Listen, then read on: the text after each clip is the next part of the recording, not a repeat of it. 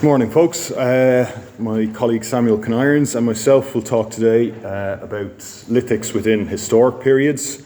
We'll just run through a brief introduction to kind of a history of research into them, a couple of examples of case studies of sites where we find some activity, and then Samuel will talk a little bit about how interpretations of material can slightly differ or becomes a little bit more complex when we're dealing with these more recent periods. So just to introduce lithics, or historic lithics, 1973 was kind of the first time we see a discussion of these, and this is Harper talking about excavations at Rossna Rath. He finds a number of lithics on this site and then does a brief review of other rats that had been excavated at this point and finds a kind of consistent appearance of flakes and scrapers across a number of sites, and kind of says, into this kind of early historic period, we see a continuity of use, that stone tools are still present on sites and being used. Following this, the next kind of consideration is Warren and Little in the Nouth publications. So they consider they do talk about some of the lithics from historic periods or the historic context there. However, it's an incredibly complex site, so trying to tease out an understanding of something that there's very little to work off of they were very limited in what they could kind of draw down from that. But that's kind of the two most kind of significant discussions on historic lithics up to this point. Within specialist reports from excavations then, majority of the time, if they come from historic context, they're kind of seen as residual, possibly attributed to Neolithic is kind of a date you see very often, and quite often this is using the reduction technology applied indicates a Neolithic date. In other cases, you get specialists who say these are non-diagnostic flakes, and they kind of neither say they are contemporary or they're residual. They just kind of leave it open without any kind of in-depth discussion or anything. This follows through into journal articles. So where you see some of these sites being published, you get some authors who will follow that specialist attribution of residual, and so kind of dismiss them or use them as evidence of preceding activity. In other cases, you see an accepted continued use into the historic periods. And probably the most emphatic of these would be Fanning in 1981, talking about his excavations down in Reesk in County Kerry. So presence of lithics on a site dating to the first millennium AD, no surprise there, is essentially what he's saying. So we do see this kind of variation in terms of, well, do they continue, do they not, kind of carrying through both specialist and kind of published versions. The interesting thing about these articles, especially stuff like Reesk, they don't really reference each other. They're all isolated comments and generally along the kind of same lines of, oh, will they possibly continue? But they're not referring back to other earlier articles or other sources to kind of pull this narrative together. And then just looking internationally, so we do have a couple of research coming along that is engaging with lithics in these more in historic periods. So from Sweden, looking at kind of Viking Age contexts into later medieval contexts, Lindahl produced a master's thesis looking at what lithic material is there. There should also be Narstrom from the 1980s, Flint Ascanian Hardware, who took stuff from the Neolithic Bronze Age, and he also had sites from the Viking Age into the early medieval period, and again saw continued use of lithics into these later contexts. And he did use-ware analysis on some of those pieces and found that they were being used in terms of contemporary activities on those sites. So just kind of to give an idea of what kind of material could be appearing within these later contexts. This was on a poster, some of you might recognize it from last year. So we do have a kind of selection of material that's already recognized, like gun flints are a well-recognized lithic use within the later medieval period, well dated. These do come with an associated assemblage. Gun flints are manufactured from parallel blade cores, so you get lovely high quality working flint to produce these gun flints. So you will get decortication flakes, you'll get high quality cores from this period. Torben Ballin and Anna Kohanov have done research into these. So there is some work kind of developing typologies there. Plough pebbles, again, quite finely dated. Dr. Brady has done a number of articles and research, ongoing research into this topic. Kind of a couple of more odd ones then would be flint glass. So we do see some flint glass manufacture coming into kind of the end of the late medieval, early modern period within Ireland. So again, flint resources being used for that. Other aspects then would be quartz amulets and either unworked, so maybe appearing in graves.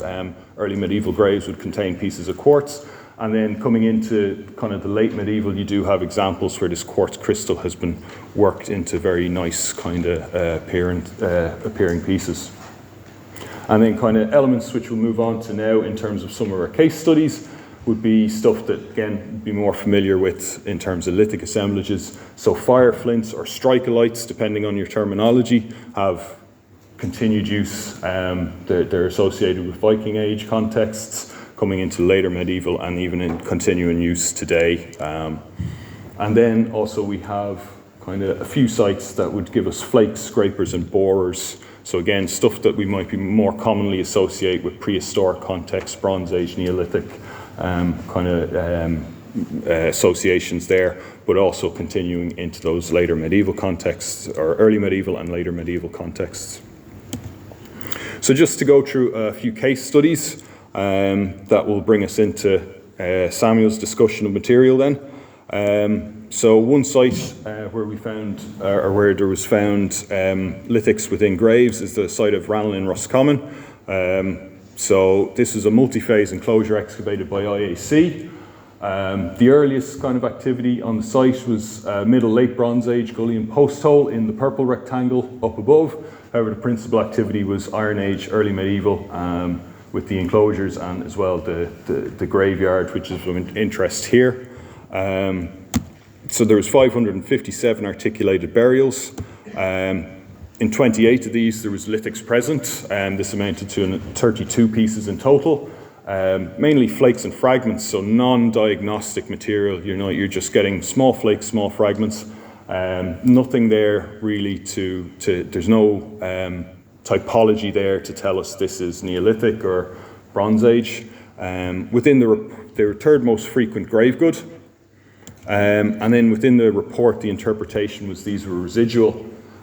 So on a site like this, there is a chance they are residual. They could be associated with the Bronze Age activity and have somehow been moved down the site and in, or there could have been other earlier activity that's completely masked by the later and they've just been incorporated accidentally within those contexts as they're filling the graves. Another possibility is that they were picked up and deliberately they were recognized and deliberately included.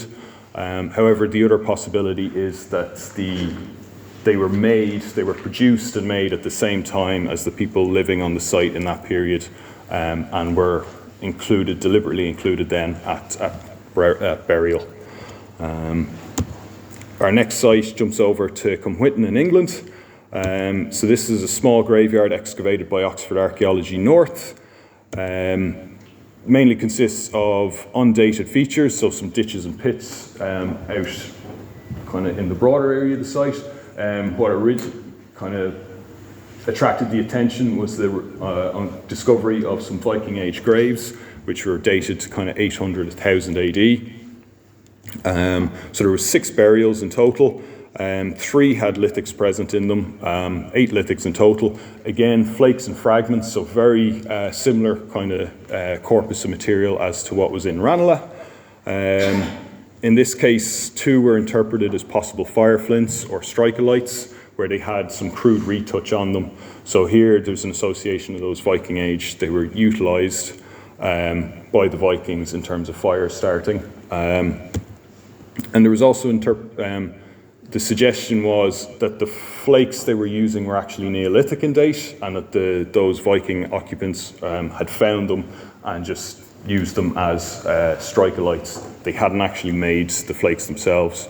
So there's kind of a nuance in the discussion there. And then our last case study is Ballyhanna, County Donegal. So again, excavated by IAC, church and graveyard. Main activity phase was late medieval, so 1200 to 1650 AD. Remains of over 1,000 people, and of interest here is young female who was found with a hollow-based arrowhead near her left hand within the grave. So here we're getting very clear residual activity, but likely deliberately incorporated into the burial. This isn't a chance inclusion or an accidental inclusion. And this kind of ties in then with some work by Marion Dowd looking at modern folklore, where you get farmers collecting either arrowheads or scrapers, readily identifiable material, and using them as kind of cures for ailments in livestock. So there is a connection there in terms of how we interpret that residual material within later contexts. And Samuel will talk a little bit more about those kind of interpretations.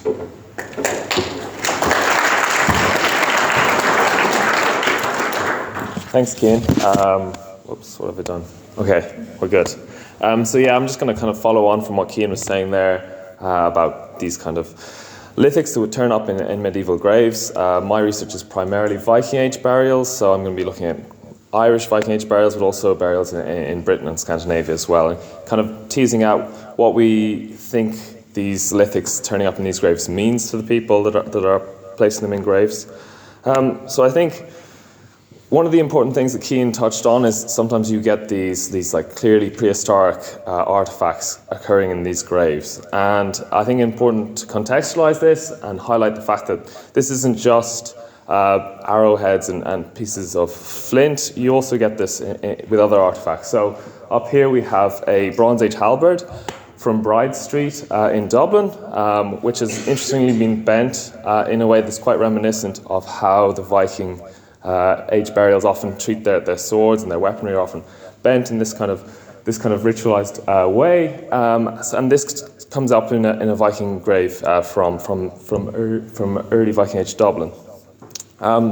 Quite close to the site of Cumwhitten, which Cian was talking about, there's another Viking Age burial at Clacton Hall, and there loads of Viking Age artifacts, but also this really interesting battle axe, probably Bronze Age battle axe, possibly taken over from Scandinavia originally and then incorporated into this grave. But I think it's also important to note that it's not just archaeological artifacts that turn up in these graves. We also have interesting geological stones, fossils. So in the Isle of Man at Peel, the so-called pagan lady of Peel was buried with an ammonite and this interesting flint nodule. And essentially the question I think we need to ask ourselves are these like definite artifacts and these kind of interesting geological anomalies, are they kind of part of the same phenomenon? And what did the people make of these artifacts? So what did they think they were putting in the grave with the recently departed? I don't necessarily think that they know that these are very old artifacts.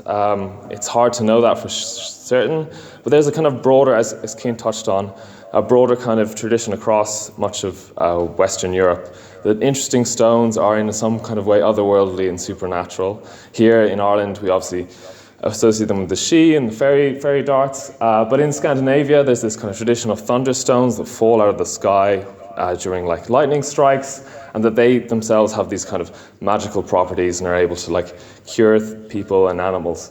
And we have like lots of early modern and late medieval sources for this. So this like nice little graphic of them falling from the sky from Sweden. But we also have some early medieval evidence that this was a long-term belief. So this is a prehistoric axe from Denmark, but it's got a kind of Viking Age runic inscription, which apparently, I can't read it, but it's a magico-religious kind of cure written onto it. So there clearly is some kind of belief that they're special and important, possibly they're not aware that they're old, but they are in some way special and important. And as Cian was talking about, some of these old stones, just because they're special and important doesn't mean that they're being put into, not used in a kind of functional and practical way. So this is a very famous site in northern Germany, Hedeby, which is a Viking Age site, and there's been lots of excavations there. And during these excavations, they found these lovely Neolithic flint blades, but the heavy retouch along their sides and their Viking Age context led the excavators to interpret these as being reused as strikolites. So clearly they're probably recognised as being somehow important, and the shape is unusual, but that doesn't preclude them from being used in a kind of functional way. In Ireland, similar things might be happening here as well. I think at Moyna Loch there's a roundhouse and a hearth with prehistoric artefacts around it, so flint artefacts might be used here to start fires. And essentially this whole talk and this kind of debate is are these lithics in graves or in these like later contexts, are they seen as purely functional artifacts, or are they kind of symbolic of something, are they special? And I kind of think this dichotomy is slightly unhelpful. I think they can kind of be both. And if we look at the kind of strikelites, the iron thing that you strike off the flint to start the fire, you kind of see this kind of grey blurring between the kind of functional and symbolic. So this is a strikolite from a grave in Sweden, quite clearly functional, but it could be used to start a fire. But also in Viking Age graves, we get these little silver amulets that are strikolite shaped. So strikolites clearly function in these kind of two ways, that just because this one's functional doesn't mean it can be also symbolic. And we have, so I think when we talk about the stones as well, I think there might be something similar going on. So here we have a stone that was found in a grave of a Viking from Woodstown. And just because it could be used to start a fire in life doesn't mean it can't also function symbolically in death. I think ultimately lithics have great potential to be like symbolically kind of resonant. As little notes, lithics with specific colors, textures, banding, luminosity had a material affinity with specific landscapes and places. I think these special stones that were recognized as somehow unusual and found in special places could kind of be seen as a kind of useful and appropriate thing to start a fire with. So in conclusion, this is very much preliminary talk. We have just kind of started looking into this, but more work needs to be done. As Cian notes, there hasn't been that much characterization of the lithic assemblages in medieval sites. So ideas of whether things are residual or being made at the same time and are contemporary with the site isn't quite known. But I think with more work, we can kind of start to unpick these questions, and we can start to compare lithic traditions and whether the Irish graves and the Scandinavian graves are using lithics in similar ways. So to kind of finish off, I'd just like to thank my supervisor Aidan, Neil Jackman, Frida, Torben Ballin, and Carmel Doolan. And that's just some further reading. Thank you.